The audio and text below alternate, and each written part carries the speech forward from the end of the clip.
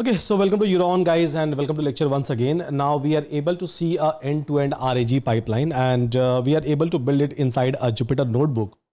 Now it's time for all of us to make a code modular, a same code that we have written. So make a code modular and then let's try to deploy this entire code into a Streamlit platform. That is a part number one. Then we will try to deploy this entire code on a render platform, and then I'll try to show you to deploy this code inside AWS Elastic Beanstalk in a phase-wise manner, step-by-step manner. So we are going to move and we will try to do each and everything. But yes, code is going to be same. It is not going to be different at all.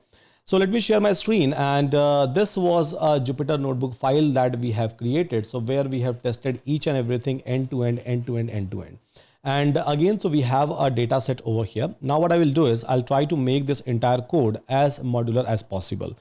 So to do that, let me create a fresh folder over here, and I'm going to write Euron underscore RAG underscore application. Yeah, application. Now inside this folder, what I will do is I'll try to create a app.py file, so which will be an entry point for my UI. I'm going to create not a complex UI, it's a basic Streamlit based UI. So where you can try to input something and then you will be able to get a final result. So fine, so app.py file. Now inside the same folder, so I can try to create a utility file. So utility folder, first of all, utils, that's a norm. So whatever utility that we are going to create for embedding, checking, retrieval, prompting or completion. So we are going to keep all of these files inside this particular folder. So now inside utility file, so what we are going to keep? So we are going to keep basically embedding.py file. So inside this utility file, so let's try to keep embedding.py file.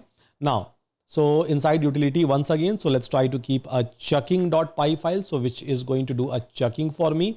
Inside utility, so let's try to keep a retrieval.py file, small modules, all of these modules. Now inside this utility, let's try to keep a prompt.py file, not here. So inside the utility, let's try to keep a prompt.py file. Now inside this utility, so let's try to keep a completion.py file. So here itself, so I'll try to keep a completion.py file. Now let's close everything. So we don't have to keep it open each and everything. So yeah, let's close it. So we have basically this particular folder, Euron RAG application, and then inside that, so we have a utility. Inside that, we have created all of these 5 small utility file. Now, as of now, I'm not trying to keep a code over here. So I'm just trying to create the structure. Simple, right? So utility. Then app file we have over here. Now inside the same main folder, main project folder, so we can try to create maybe a data folder. So where I can try to keep my data, and here, so I'm going to keep my founder story.txt. So this particular founder story, so I can try to maybe keep it here. Okay. So I'll try to keep my founder story.txt. So where I had this unstructured data, so I'll try to keep in this particular place. So data file is done, utility is done, app.py file is done. Then inside this main folder, I will try to create basically a folder. So where it is going to keep all the indexes for a vector database. So here I can try to keep index file, basically index.facebook AI similarity search, and then chuck mapping. So the original data that we have, so we can try to keep it everything here. Inside this particular folder itself. So inside in pickle file, we can try to keep it. And then finally, so we can try to keep a requirements.txt file, so which is required to set up a complete environment. So this is the requirement.txt file. So where I will be keeping each and everything. Yeah. Okay. So once this folder structure is created, where we have a data, where we have a vector, where we have all the utilities, and we have a main entry point, which is a app.py file, and we have a requirement.txt file. So now one by one, so we can start putting up all the code. So first of all, we'll try to start from a requirement.txt, because this requirement.txt will be even required while doing a deployment, so that it will be able to install all the required things. Otherwise, your code is not going to work. So inside this requirement.txt file, so I'm going to keep Streamlit and then Facebook AI semantic search CPU, NumPy, and then request, so that whenever I'm going to spin my environment, whenever I'm going to deploy this entire things, it will be installing this entire things inside that particular environment. All these 4 files, all these 4 pip, it will try to install, or all these 4 packages, it is going to install it. Okay. So requirement.txt is done. Now Coming to basically a very first file, so which is a app.py file, which will be responsible, right? Which will be responsible for, extracting data, or like doing all of these things, checking and completion and embedding and prompting and retrieval. So we can try to call all of these things inside my app.py file. But once I will be having all of these things, checking, completion, each and everything, once I will be having, then only I can try to perform that operation. So let's close this one and let's start like looking into the utility files. Yeah, utility files in a very first place. So the very first thing which I'm going to do is embedding. So which is going to convert, or which is going to create a embedding for me. So here is a code, and it's a same code that we have written inside a Jupyter Notebook. It's a same function that we were using inside a Jupyter Notebook. We are trying to pass a URI API key over here, right? So we are trying to pass a URI API key over here. Apart from that, so we are not trying to perform anything else. How we are going to pass a URI API key? Because it will be required here as well as it will be required inside my LLM. So this is the embedding. This will try to generate the embedding. That's it, nothing much. So how we are going to pass a URI API key, we'll talk about that part as well. But one by one, let's try to fill up the code which is available inside my IPYNB file as well. So here, the second code which I am going to fill is a checking. So checking means it is going to take the text and then one by one. So it will try to convert that one into the length of 100 words. As simple as that, right? So embedding is done, checking is done. And then I'm going to like fill this retrieval.py file. So which will try to retrieve my entire embeddings. So from where? So from obviously my FASI store or my vector store. So it will try to extract all of these information. So I'm going to keep it here, same code that we have used, and then we are going to fill a prompting. So which will help me out in terms of preparing the entire prompt, which will be a combination of my query plus the context it is going to retrieve for my vector database. And then there is a completion which is pending. So this is going to help me out in terms of hitting my LLM. So as of now, model wise, I'm giving this one. You can try to change your model as per your requirement, as per your wish. So now once this entire things will be done, once this is available, now I can come to, once these 5 files are available to me, then I can come to app.py file, which is a main file, which is going to call each and everything. So how it is going to call? See, so it is going to call utility.embedding. It will try to like do a get embeddings utils, right? UTILS. Let me change this folder name. So here by mistake, I have done that. So UTILS. Okay. So now it will be able to recognize. Fine. So here, what we are going to do is, so we are going to call basically our get embedding, or maybe a chuck text, maybe a load FASI and retrieve chucks, and then build a prompt and then generate a completion. So this is something that this app.py file is going to perform. And then it is going to build a simple small application. So where it is going to ask you to enter your question, a very simple like a UI we are going to build.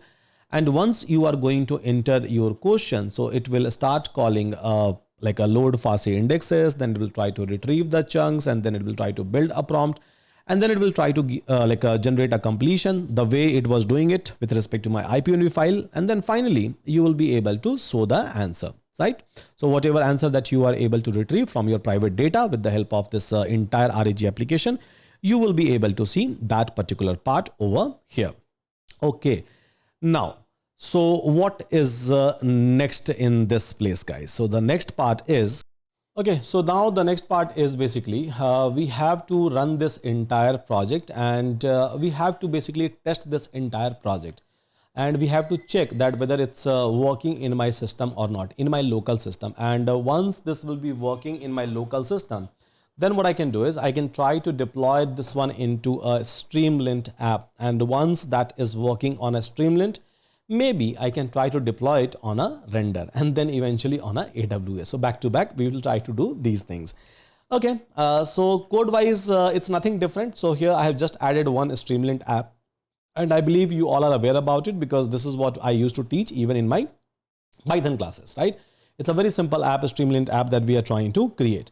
Now, what I will do is I'll try to execute first of all a requirement.txt file, because inside this requirement.txt, all the installation is ready. For any project that you are going to create in your local, it's my sincere advice to all of you that please try to create a separate Python environment.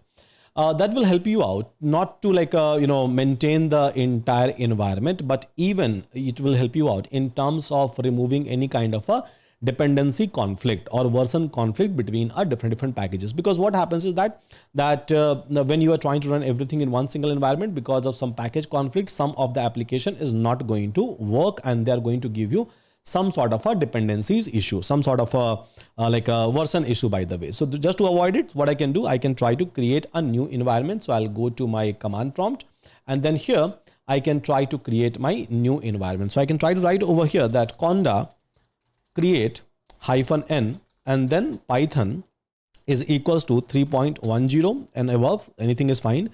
And yes, installation wise, just try to do all the, sorry, I forgot to give a name. I think it should not work. So conda create -n and then Euron _rag. This is the environment name I'm going to give, guys. Yeah. So that it will be able to create the environment for me. Okay, so environment is created. Now what I can do is I can try to activate this environment. So conda activate your environment and then rag. So let's try to activate this environment. Now let's do dir. This entire folder, right? So Euron rag application folder is available over here. Yes, it's available over here. So I'll go into this Euron rag application folder. Now if I'm going to do again a dir, it is going to show me all of these files, app.py file, which is going to my entry point, then data folder, then this Farsi store, then requirement.txt, and then utility. So first of all, I have to execute this requirement.txt and I have to install this requirement.txt. So here what I will do is I'll try to write like a pip install -r requirements.txt so that it will be able to install all the requirements, whatever I have mentioned inside my requirement.txt file, and it is going to prepare my environment. Now, same thing is going to happen when you are going to deploy these things on a real time on any cloud platform. So this is where requirement.txt comes into a picture. It will try to prepare your environment because any cloud environment is going to give you a similar kind of a compute, right? Similar kind of a compute or a storage or maybe a RAM main memory. It is going to give you, depends which kind of environment, what kind of environment you are going to choose. So pip install -r requirement.txt, now hit enter and it will start installing each and everything that I have mentioned inside my requirement.txt, as you can see. Yeah. So just wait for some time and we'll test our application once it will be done. Okay, so looks like environment setup is done. I can try to clean my environment, clean my entire like a CMD, and here we can try to close my requirement.txt file. Now, if you remember inside this embedding and inside this completion, right, chat completion, so we are using URI API key. Yeah, we are using URI API key. Now, I'll even try to teach you that what is the standard way to keep a API key, by the way. Fine, API key, by the way. And I have added these two lines of a code just to load an environment inside my local system. Otherwise, it is going to give me an issue. So here, URI API key, and I'm going to keep a URI API key into a main folder, this particular folder. This is the project folder, so I'm going to keep it. How? So I'm going to click on this file, and then I'm going to create a .env file, .env file. Now, once I'm going to create this .env file, inside that, so I'm going to keep a URI API key, by the way. So here, this is the variable and then equal to, and inside this, I'm going to keep a URI API key so that in a runtime, it will look into the environment file and then it will try to obtain a secret. So how I will be able to get a URI API key? Same. I think we have been using it since a long time. So this is my URI API key, by the way, guys. So here, from here, it will try to like load the URI API key. Okay. So even environment file is done. Now close everything. Now my completion and my embedding will be able to get a URI API key and it will be able to execute it. Next is what? So next is, let's try to test the application. So let's try to test our Streamlit application. And if there will be any bug, if there will be any problem, so we'll try to resolve those bugs. We'll try to resolve those problems. So here, to execute a Streamlit app, so you have to like check first of all that whether app.py file is available or not. So yeah, it's available. Now I'll do CLS. Yeah, I'll do CLS. And then I can try to call a Streamlit, R-E-A-M-L-I-T, Streamlit, and app Streamlit run app.py file, and then hit enter. Now, once you are going to hit enter, it is going to pop up this kind of application in your local system. Yeah, in your local system. Now here, so enter your question. So who is Sudhanshu? So I can try to ask maybe who is Sudhanshu, and it is giving me this issue with respect to indexes. Okay, so maybe it is not able to create a proper indexing. I'll try to fix this particular issue. Okay, so there was a small issue with respect to a retrieval.py file. So it was not able to build basically this indexes, and it was not able to store it. So now I have done that. I have rectified that mistake. It was a small one, not a big one. So where it is supposed to read the data, and after reading a data, so it should be able to create indexes, and it should be able to store a chunks inside a file, so that at the time of hitting my queries or hitting my entire RAG application, so it should be able to give me a response. Okay, so now just do one thing. So let's close each and everything. We have some sort of a data over here. Let's close each and everything. Now I have a clean build, and then let's try to execute the application. So Streamlit run app.py file, and let's try to test it. And hopefully everything should be up and running. So here, tell me about Sudhanshu, right? So now if I'll go and check my VS Code, so it must be doing something. So let's see. So here, tell me about Sudhanshu. So answer is Sudhanshu is this. And the chunk which it was able to retrieve was 3, as I have given top k is equals to 3. So if you're going to change it, so it obviously this chunk is going to be different. Tell me about birthplace, about birthplace of Sudhanshu. Yeah. So it should be giving me, yes, this is my birthplace. This is the answer, and it is able to fetch all of these answers from all of these 3 different kind of a chunk. Okay. So now tell me about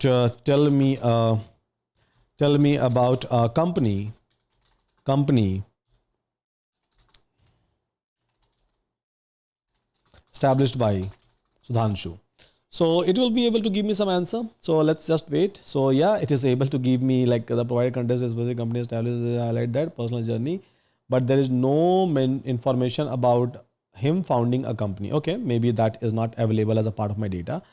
What was a company Sudhanshu was working for? Maybe I can try to ask a question in this way. So yeah, whatever data is available, so obviously based on those data, it is going to give me the response. It is going to perform this RAG operation, Retrieval-Augmented Generation operation.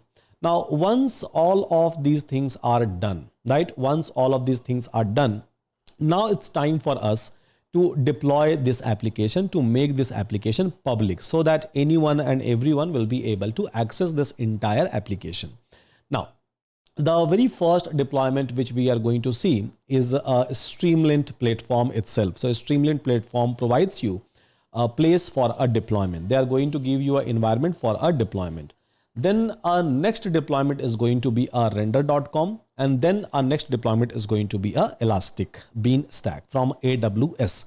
So here I can try to click on deploy, and let's see. So what it is going to pop up. So it is going to pop up like a Streamlit Community Cloud, Snowflake for Enterprise, or other platforms. So I'll be choosing this one. So I'll be choosing this particular one, and yeah, so unable to deploy, close it, and then let's do one thing.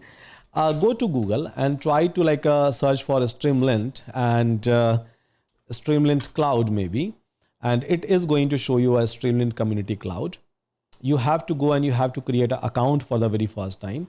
So maybe you can try to click on free, and then it is going to ask you for a sign in. So let's try to do a sign in over here, sign in with the Google, which is the easiest one. Okay.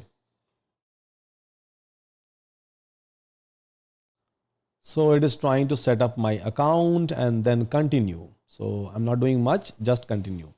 Now here you will be able to find out this kind of an interface. Now this kind of an interface is going to help you out in terms of doing a Streamlit app deployment.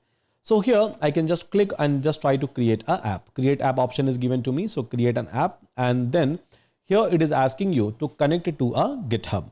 So technically you have to push your code inside a GitHub, and from a GitHub you will be able to connect your Streamlit, and then eventually you all will be able to do a deployment. As simple as that.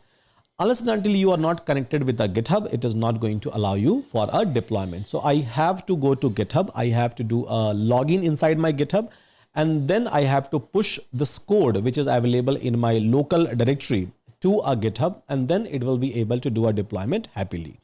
Okay, so let me do it. I'm going to unshare my screen because I have to do a deployment. I have to do a login into my GitHub. I don't want to show the credential. So let me do a GitHub login, and then I will start sharing my screen once again. And I believe we all know how to log in into a GitHub account. So let me extract my GitHub credential. Okay, so I'm able to find my GitHub credential. Now I'll just go to GitHub login, and I'll try to do a login over here.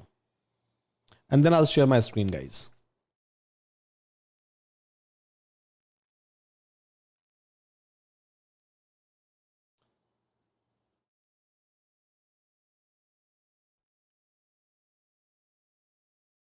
So I have applied an authorization. So authenticator.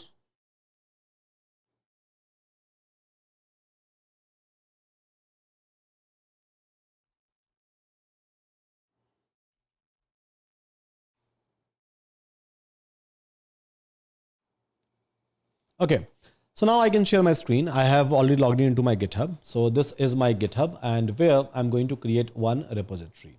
So create a repository. And maybe I can try to click on your repository, and then I can try to click on this new, and this is going to help me out in terms of creating a new repository for me. So here I can try to click, and I can try to write like a RAG demo application. So this is the repository which I'm going to create, and rest of the thing is as it is. Now create a repository. Now this repository has been created, and this is the command to push my code from my local to a GitHub repository. So one by one, I'll executing this command. So just come to this local installation or local like a file where you have, and inside this, right? Inside this, so let me do dir, and here is my all the application which I have to push inside my GitHub. So cd Euron app rag application, then I can do a dir. Now these are the files which I have to push, right? These are the files which I have to push inside my GitHub repository. So here what I can do is I can try to do a git init, so git init. So I'm just trying to initialize a git, and as you can see, all this color has changed, right? It has changed. Now after doing this, I can try to write maybe a git add, and add everything which is available over here. So it is going to add each and everything. Now once this is done, right? Once this is done, so I can try to call my commit. So git commit, same code, and maybe I can change my message for a commit. So git commit for first time rag. Okay, so it is going to commit, and then what we are going to do, so then we are going to call this git branch main. So fine, then we are going to execute this git remote. So okay, fine, adding a remote, so where it is supposed to do a check-in, and then finally I'm going to push the code. So finally, I'm going to push the code. So if everything is going to be well, so in that case, it is going to push the code, and looks like it is able to push the code, right? It is able to push the code.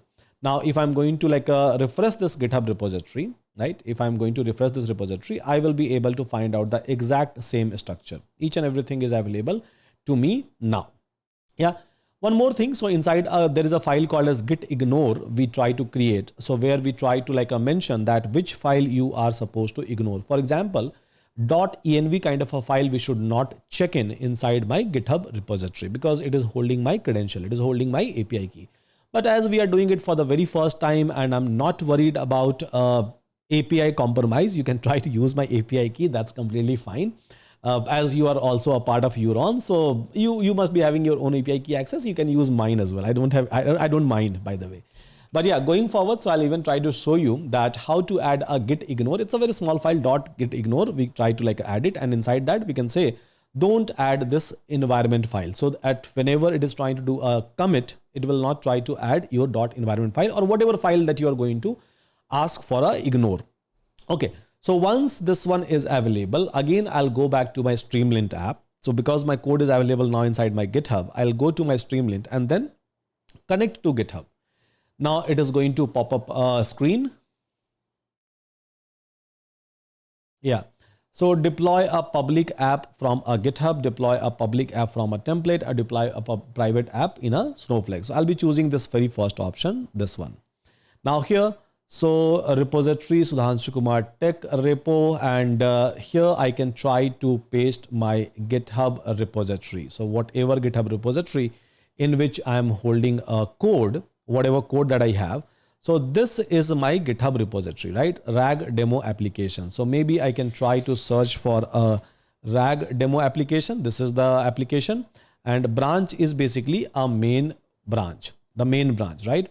And main file path. So my app.py file is basically an entry point for a Streamlit. So I can try to select this app.py file because this is my entry point. Yeah, this is my entry point, and this is the URL which I will be able to receive. If I would like to change this URL, so maybe I can try to change this URL, rag underscore demo underscore application. Whatever I want, I can try to change it. But here, they have a restriction over here. So based on those restrictions only, you can try to give this name. Yep, give this name. So rag demo application.streamlit.app. Now there is an advanced setting. You can try to click on advanced setting over here, and you can try to pick and choose the Python version. So maybe I can say 3.10. This is the Python version that I have. And then if you would like to define some sort of environment things, right? So some sort of a credential for a databases or any other credential, you can try to define it. Although I have already checked in my .env file, but still in an ideal way, the ideal approach is to keep your credential. So just copy and paste this one. So keep your credential here. So maybe I can try to keep it here and then click on save. So my secret is also save, and then I can try to click on deploy. So let's see. So if everything is going to be work fine for me, then it is going to deploy, and now my app is going to be public. If there will be some error, then we'll fix it anyhow, right? It will take some time, maybe like 1-2 minutes of time, not more than that. Depends upon the application, that how many things you are trying to set up in a requirement.txt. So looks like my app is up and running, and check my URL. So now it's a URL, which is a public one. It's not running in my local system. It's a HTTPS URL that we all are able to see, and it's a public URL. Now I can come over here and ask a same question, that who is Sudhanshu? And if I'm going to add this question, it should give me some sort of a response. It should give me some sort of a reply. So yes, I'm able to get a reply. So our app is public, guys, and successfully we are able to deploy it inside a Streamlit. Yes, inside a Streamlit. Now, next time I'll try to show you a deployment even inside a render. How to deploy this entire things inside a render. Render is also a cloud platform, so which is going to give you like all the feature and facilities with respect to this kind of a app deployment. So we'll try to show you that part as well. But yeah, till then, so I believe you can try to practice this, and then in the next section, let's push it inside a render.com. With that, thank you so much, everyone. Take care. See you again.